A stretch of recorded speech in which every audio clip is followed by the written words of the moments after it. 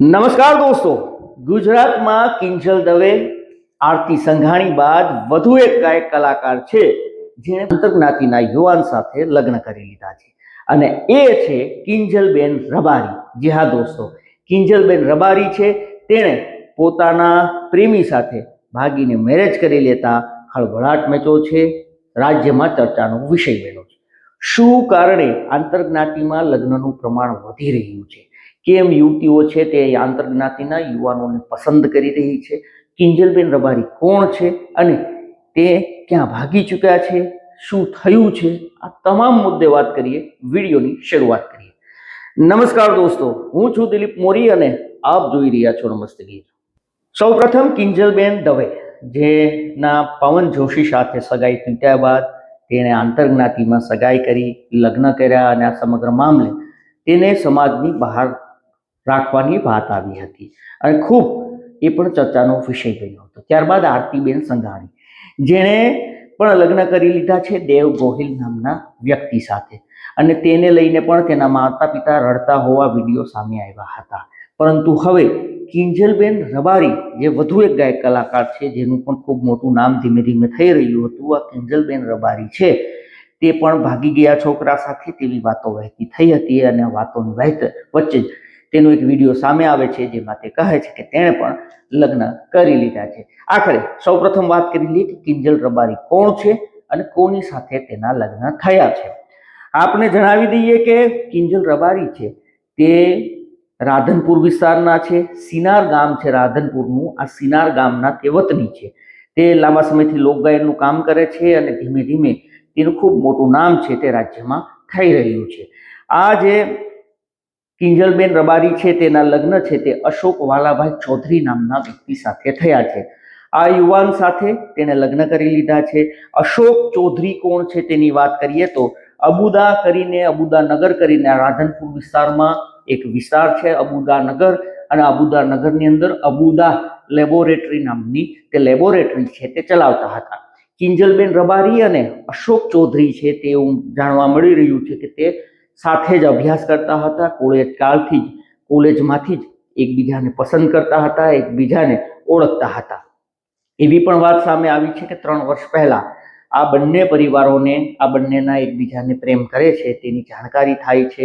ત્યારબાદ કિંજલબેન રબારીના ઘરે સગાઈની વાત આવે છે, પરંતુ તેના માતા પિતા છે તે આ વાતને નકારી દે છે. મતલબ કે આંતરજ્ઞાતિમાં લગ્ન ન કરવા હોવાનું ચર્ચાઈ રહ્યું છે.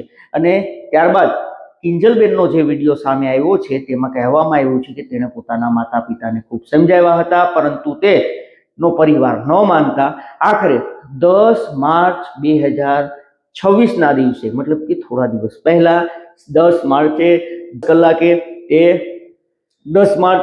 10 કલાકે તે બ્લેક કલરની સ્કોર્પિયોમાં સવાર થઈને ઘરેથી રવાના થઈ જાય છે.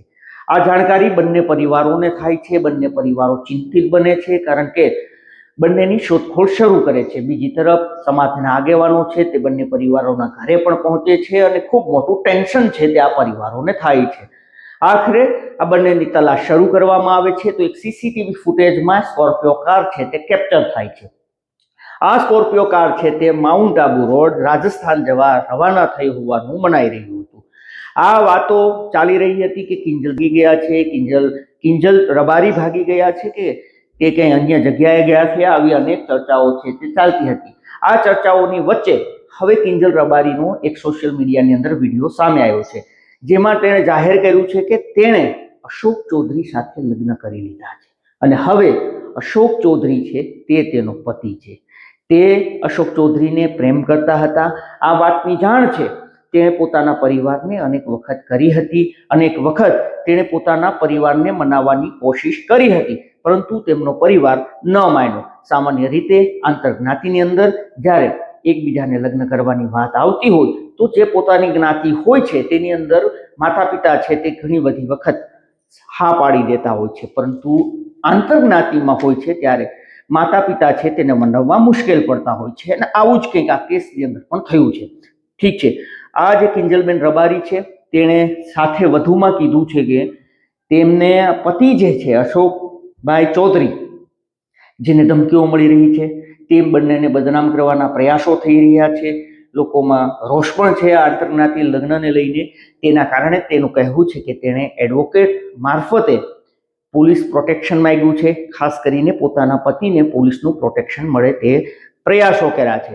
એટલું જ નહીં, તેના પતિને, તેને અથવા અન્ય કોઈને કંઈ થશે અથવા તો તેને બદનામ કરવામાં આવી રહ્યા છે, તેને કોઈ પણને પણ કંઈ થશે તો તેની સંપૂર્ણ જવાબદારી છે તે કિંજલબેન રબારીનું કહેવું છે કે તેના માતા પિતાની રહેશે, જેથી કરીને તેમને હેરાન ના કરવામાં આવે.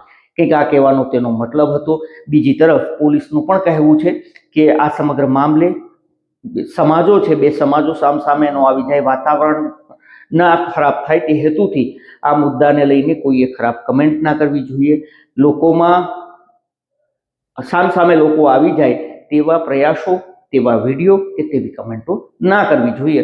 તો આ કંઈક પાલનપુર રાધનપુરની અંદર કંઈક આ ઘટના છે તે હાલ સામે આવી છે. સૌપ્રથમ ગાયક કલાકાર કિંજલ દવે છે તેના લગ્નને લઈને ખૂબ ચર્ચાઓ જાગી હતી. ત્યારબાદ આરતી સંઘાણી, હવે કિંજલ રબારીના લગ્નને લઈને આ સમગ્ર રાજ્યની અંદર ચર્ચાનો વિષય બન્યો છે.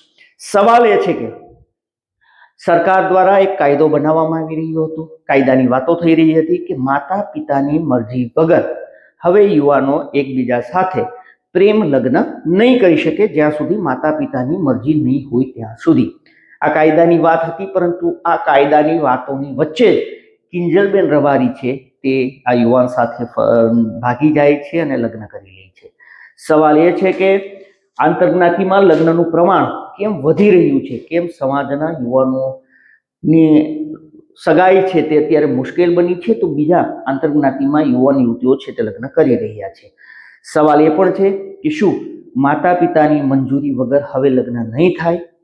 જો કાયદો લાગુ થશે, ક્યારે થશે, ક્યારથી થશે, અને થયા પછી આ જે પ્રેમી પંખીડાઓ છે, પ્રેમી લોકો છે, એકબીજાને પ્રેમ કરે છે, શું તે ભાગી નહીં શકે? સવાલ, આ વાતની ચર્ચા છે તે સમગ્ર રાજ્યમાં થઈ રહી છે.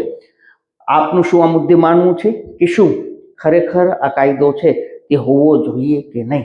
અને આ કાયદો લાગુ પડ્યા પછી શું યુવાન અને યુવતીઓની જે આઝાદી છે તે છીનવાઈ જશે કે કેમ? આ પણ એક મોટો સવાલ છે. આપનું આ મુદ્દે શું કહેવું છે, શું માનવું છે, આપ અમને જરૂરથી કમેન્ટ કરીને જણાવજો. કારણ કે આંતરજ્ઞાતિમાં લગ્નનું પ્રમાણ વધી રહ્યું છે. શું હેતુથી વધી રહ્યું છે? આ પણ એક સવાલ છે.